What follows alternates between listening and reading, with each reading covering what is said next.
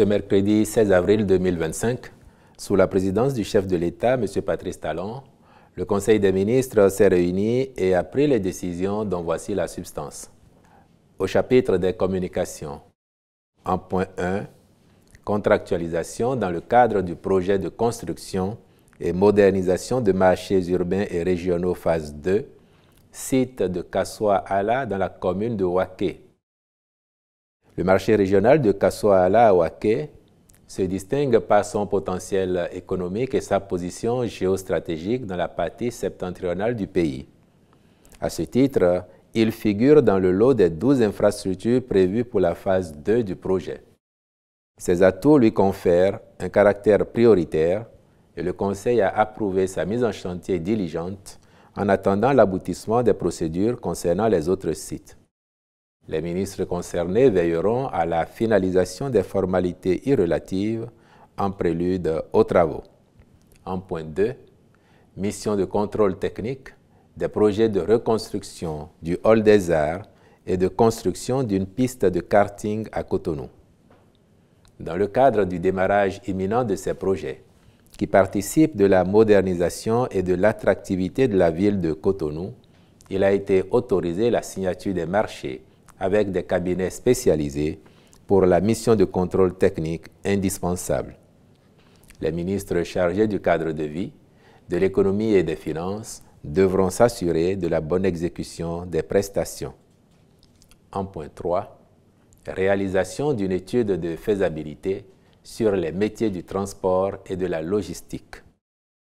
La demande en main-d'œuvre qualifiée dans ces sous-secteurs augmente avec l'accroissement actuel du flux des transactions commerciales en cohérence avec le choix du gouvernement de faire du port et de l'aéroport de Cotonou des leviers de croissance économique et des plateformes attractives sur les plans régional et international. Aussi, en plus du développement des infrastructures routières en cours dans tout le pays, le transport fluvial doit-il être promu pour les liaisons entre certaines villes et avec d'autres pays limitrophes, l'objectif étant de faciliter la mobilité urbaine et interurbaine. Il s'est donc avéré nécessaire de réaliser une étude de faisabilité dédiée aux besoins d'emploi et de formation appropriés afin de développer des programmes de formation conséquents qui tiennent compte des évolutions technologiques actuelles. En point 4, approbation du plan stratégique 2025-2029 du ministère du Cadre de vie et des Transports en charge du développement durable. Au terme de l'analyse stratégique du secteur, tenant compte de la dynamique en cours, ce plan prévoit que le Bénin est, à l'horizon 2030, un pays vert, au cadre de vie assaini, attrayant avec un système de transport multimodal économiquement performant. Cette vision s'articule autour de 4 orientations stratégiques en relation avec le renforcement de la gouvernance du secteur, l'attractivité et la compétitivité des établissements humains, l'amélioration de la gestion durable de l'environnement et de la biodiversité, ainsi que des infrastructures et des services de transport. Ce plan se réalisera à travers 12 axes stratégiques et 5 programmes opérationnels déclinés en 19 actions. D'un coût global estimatif de 5 617 285 millions de francs CFA, il sera financé en partie avec une contribution de ressources intérieures à hauteur de 3 521 237 millions de francs CFA. En point 5, organisation d'un test de sélection d'assistants en position probatoire au profit des universités publiques du Bénin. Dans la perspective de la couverture progressive des besoins en enseignants des universités publiques, une base de données des aspirants au métier d'enseignant du supérieur a été constituée. Les assistants en position probatoire seront donc sélectionnés à cette fin. En plus des 276 autres déployés entre 2016 et 2018, leur recrutement permettra de renforcer les effectifs d'enseignants pour une meilleure prise en charge des apprenants, puis de combler le déficit qui découlera des départs imminents à la retraite. Au chapitre des mesures individuelles, les nominations ci-après ont été prononcées.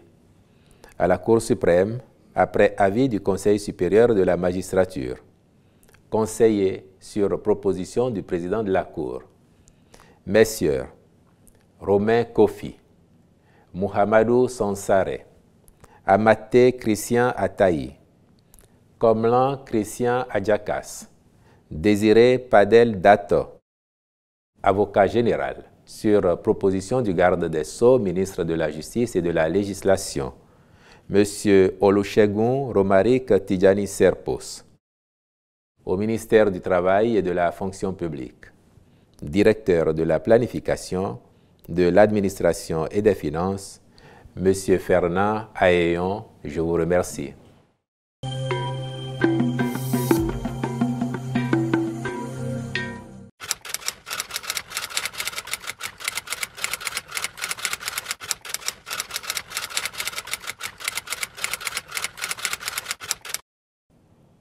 Il y a une pratique qui a été enregistrée dans notre pays, qui ne date pas de maintenant, à savoir que dans les établissements publics ou privés, surtout privés, lorsque les parents d'élèves ne se sont pas acquittés des frais de scolarité de leurs enfants, les établissements, à l'occasion des devoirs composés, renvoient les enfants chez eux pour mettre la pression sur les parents.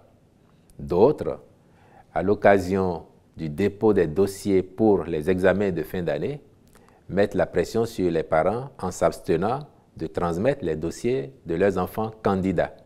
Et donc la note que vous évoquez avait pour objectif de rappeler aux responsables d'établissements, publics comme privés, qu'il est interdit de renvoyer les enfants chez eux en les empêchant de prendre part aux compositions ou de s'abstenir de transmettre leur dossier d'examen pour mettre la pression sur leurs parents. Cela est interdit et ça n'est pas nouveau. Du reste, dès 2017 déjà, nous avons fait les premiers rappels dans ce sens. Plusieurs notes de service, des arrêtés ont été pris pour rappeler les responsables d'établissement à leurs obligations. Il va sans dire que cette mesure n'appelle pas de la part des parents d'élèves une attitude contraire à celle de personnes responsables. Et cette attitude responsable, lorsque nous avons inscrit les enfants et qu'il y a des frais de scolarité à payer, c'est qu'il faut les payer. Et bien entendu, dans notre pays, l'école primaire publique est gratuite pour tout le monde, filles comme garçons. L'école secondaire publique est gratuite pour les filles de la 6e en 3e. Et depuis l'année dernière, nous avons commencé à expérimenter l'extension de la mesure de gratuité de l'enseignement pour les filles jusqu'au niveau second cycle. L'année dernière, nous avons fait dans 20 communes à titre expérimental et nous avons reconduit cette année l'expérience afin de voir à terme s'il y a moyen de généraliser à tout le pays. En dehors des cas où il est formellement prescrit la gratuité, ou bien dans le cas où nous sommes en train de faire cette expérimentation de l'extension de la gratuité pour les filles du second cycle dans les collèges publics, nulle part ailleurs, il n'y a d'exonération de frais de scolarité. Donc notre mesure ne vise pas à priver les établissements des ressources qui leur permettent de tourner et de délivrer les enseignements aux enfants. Elle ne vise pas non plus à permettre aux parents d'élèves de ne pas s'acquitter de leurs responsabilités vis-à-vis des écoles où ils ont inscrit leurs enfants. Et donc, il faut que cela soit clair pour tout le monde. La mesure du gouvernement, conformément au droit à l'éducation des enfants, conformément à sa volonté aussi de ne pas soumettre les enfants à une pression inutile qui aurait pour conséquence plutôt de les frustrer, la mesure vise à les maintenir en classe lorsqu'il y a composition et à faire en sorte que leur dossier d'examen soit transmis. Il appartiendra aux écoles de prendre d'autres mesures pour recouvrer les frais de scolarité auprès des parents débiteurs plutôt que de mettre une pression injustifiée sur les enfants.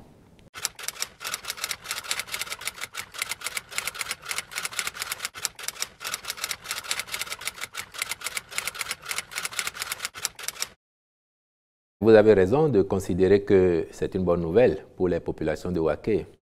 Ce d'autant que la reconstruction de ce marché est une vieille attente datant de plusieurs décennies, attente réitérée au président de la République à l'occasion de son passage dans la commune et attente à l'égard de laquelle le président Patrice Talon avait pris l'engagement de s'en occuper personnellement. Et vous vous interrogez sur comment ça va être fait. Je vous rassure tout de suite, ça va être reconstruit aux normes de la rupture, comme les autres marchés que nous avons déjà fait. Et à l'arrivée, vous verrez très bien que les attentes seront largement comblées et pour le bien de la commune de Waké et au bonheur des populations.